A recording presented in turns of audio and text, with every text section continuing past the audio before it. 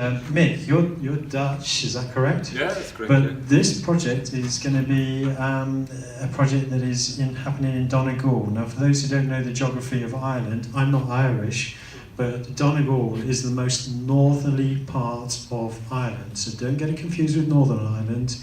The Republic of Ireland is actually more northern than the northern part of Ireland. I know it's confusing, but that's the way it goes.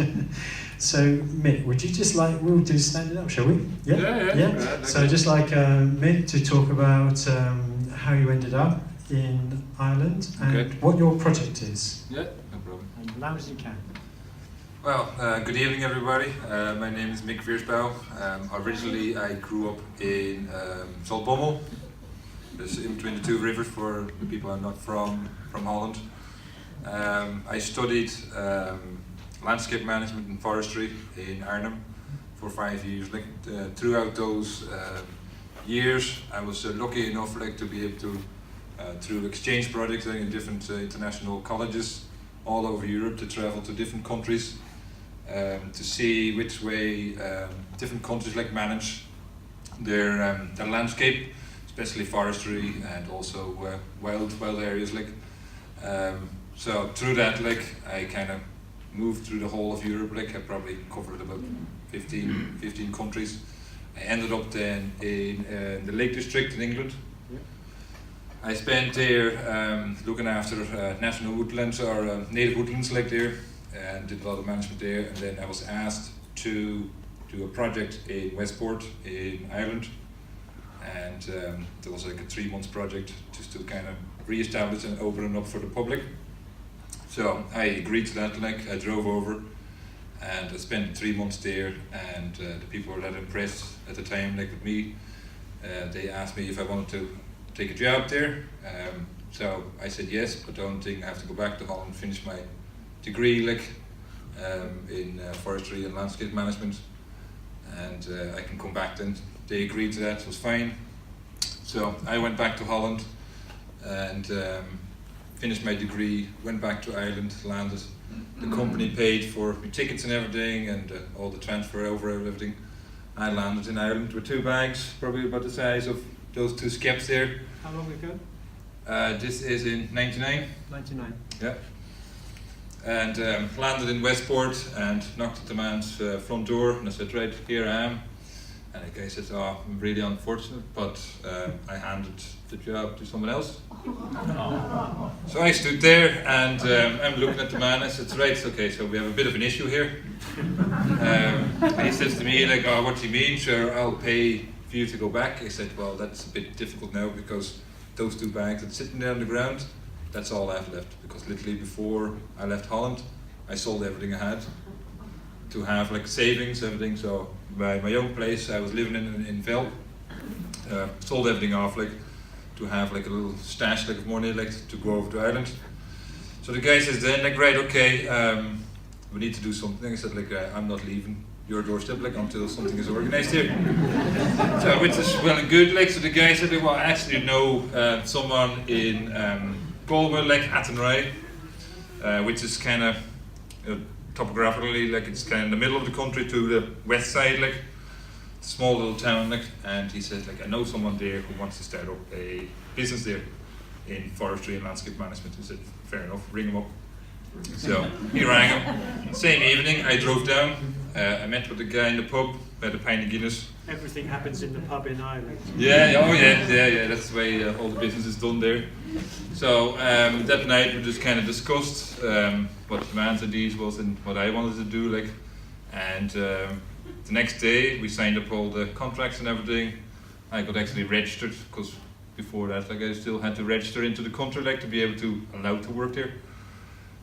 So I did that the next day. Went on then, literally 2 days later, we started our first work. We went down to Ennis, and through that then, I did a lot of national parks, did all the management for the government. We looked after that, and throughout those probably 8 years, I saw a lot of devastation happening, the way the forestry landscape was being managed in Ireland, which I wanted to change, but I didn't have enough knowledge of agriculture in Ireland and the forestry side of it. obviously I learned enough like in Europe, like myself, like, but I wanted to get a bit more background on that. So I finished the forestry and the forestry work like in about 2007, 2008. I moved up to Donegal and I ran then a organic farm for 9 years until the start of, until last year. And through that period, like, I was able to kind of establish myself, like, and educate myself, like, what the problems were with agriculture, what needed to be done, like, and I noticed very quickly in the first couple of years that there was a big issue, like, with no pollination of the vegetables at all. So I said, right, something needs to change here, like, I have to do something about it, what can be done? So I used my knowledge I had from forestry, landscape management. I started planting up the farm all around. It was a 35 acre farm. And so I started planting because there was nothing there. It was on top of a hill, and the hill's Donegal, like, I don't know if everyone has been there, like, it's very rough ground, like, it's all peat ground. So I started planting, and sure enough, like, literally within 2 seasons, lots and lots of bees started to come, like, the production nearly quadrupled on the farm, like. So I said, well, that's interesting. So I actually started thinking, like, right, I need to do something myself. Maybe I should take on a few beehives, put them on the farm. So I approached the management. They blatantly refused. They said it was no good, like, that it's too dangerous, because we were open to the public as well. I said, well, you're running an organic farm here, like, so you should have them, like, it's all part of the whole ecosystem. So they refused that, so that kind of just stayed to the side. But then the first time that I actually got my own hive was like through a friend of mine, like, he passed away, and it was the wife of him, like, she decided over the next 3 months that I was the right person to inherit this hive. So I ended up with a hive, like, was fairly diseased, like, was loaded with varroa. There was no queen in it. I stood there with the box, like, and I didn't really have much knowledge, like, so I did a crash course literally in the space of 2 weeks. I approached a couple of local beekeeping associations, and they got the hive up and running, they got it all sorted. I actually bought a queen bee from Coolmore down in the south of Ireland. So the hive survived, like, so I said, well, that's not so bad, like. And I started reading then more and more about it. Started noticing then that there's issues with this hive, like, it was a CDB hive. So I went back to my mentor, like, in the beekeeping association and the beekeeping group, started asking lots of questions, and after a while, like, the questions weren't answered anymore. Just kind of, no, that's not the way we do things, we're not the way we do that. So I said, I need to know answer for this, need to know answer for that, like, why are you not telling me, like, what's going on? And at the end, like, I will only get one answer. Read that book, that's the way it is, and that's the way we do it. If you don't like it, sorry. So I said, right, that's fair enough. Like, so I just took my own path then. I started to kind of sidetrack from the beekeeping group, and I started looking into more alternative, natural ways, like, of keeping bees. Saw loads of different prototypes and different hives, like, used all over the world, like, and doing a bit of research, like, found out obviously originally bees would be in the trees, like. I said, well, the best thing to do is trying to mimic this type of hive, like. So I actually started to use then Winfeld trees, like, that we got agreed then by the local government. Any trees that were dangerous or something removed, we would get them from them, and we could use them, and then we place them back out in nature, like, in Inishowen.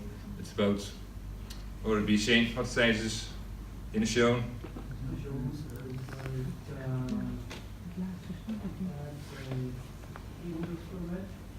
Yeah, 300. So our plan is, this is actually Shane, he's my partner in the business. We decided then, doing all the research, we read Seeley's documentations and papers he wrote and everything, like. So it said, like, what if you had one hive, like, per square mile, you could maybe in the long term set up like a sustainable bee colony like of the whole area. So our aim is in the next couple of years to have 300 hives up all over in the Shown. Yeah. We started now last year, so every single hive that we've put up, it's all been occupied. So it's going very well, like actually. How quickly do they get occupied? How quickly? It depends. There's certain. It's all to do with the topography, because it's a lot of coastal land there as well. Yeah. So more exposed. Maybe it takes a bit longer. Like we had one, I think it took probably about a month. Was it? The one we went up in Ballyliffin. Yeah, about a month. But still, and this was a guy like who traditionally kept bees himself. Like it was Shane. He knew him like, and he approached him and said, "Can we put one of these hives up?" And how many hives do you have at the moment of your 300 target? Oh, we're only in the beginning phase. Like we have what now 10? No, let's see, 1, 2, but 8 to 10. Like that's up and occupied. They're all occupied with bees. Yeah, that's great. Yeah, so we're getting there. We're just slow steps like that, but now we're trying to make bigger steps, like and trying to approach certain groups, like community groups. We're teaching them like how to make the hives as well. Because I know you don't just put up the hives; you also do an education program. Yeah. Well, that's another additional bit. Like what we're setting up at the same time is a organic farm. Yeah. It's a 7-acre farm. Like we're setting up. At the moment, it's kind of all like loose bits, loose projects, but we're going to tie it all together. Hopefully next year. And then we'll have like a proper educational farm where everything gets run from there. So everything then gets tied into the whole conservation side, honeybees, organic growing, like so. And then we'll be able to draw on the schools into that. Now I've got one question which sometimes people who do rewilding projects, can I have a microphone? Yeah, go ahead. So I've got a question about people who set up rewilding projects, because I know another person in Northern Ireland this time. And he is doing a similar thing to you, but he gets tremendous opposition from the beekeepers, from the local beekeepers and things. So could you tell me if you get the same problem, or if you don't get the same problem, what are you doing to sort of like avoid these problems? I notice you've got a very good gift of the gab, you've touched the blarney stone, so maybe you just sweet talk them. How do you have them? It's all what you're trying to do is to give them a little imprint of what you're trying to achieve. Like, there's no point of going into a traditional beekeeper and trying to convince them to do something. What you do is you tell them a story, and you say this is what we did, like, and all of a sudden the bees came. It's the same with this guy up in Ballyliffin. Like, he said, that's never going to work. Like, we said, let it try. Like. And then he was so surprised, and all of a sudden completely occupied this hive. And that's the way I think it's the best way to approach especially traditional beekeeping associations. They want to see. We actually, there's one close by, it's Derry City. There's an association there, like, and there's the secretary there at the start. He said, "No, you're crazy. That's not going to work. Like, you can't. It's too much disease problems and everything." And he actually told us. He said, "Whatever you do not put any log hives on the border in between Donegal and Derry, because you're too close to us." But then, started this year, he started to approach us all of a sudden, because obviously he's following the work we're doing. He started approaching us, and he said, "Oh, I'm getting interested." So just slowly, you just keep feeding them little bits all the time, like, and they will change over like that, definitely. Well, that's all. Thank you.